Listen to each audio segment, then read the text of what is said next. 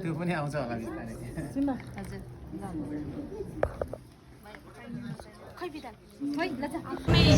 Pure घिउ किनेका छौँ अब दसैँमा त्यसैले रोटी हालेर खानुपर्छ अनि यसले पुलाउ पनि बनाउनु पर्छ।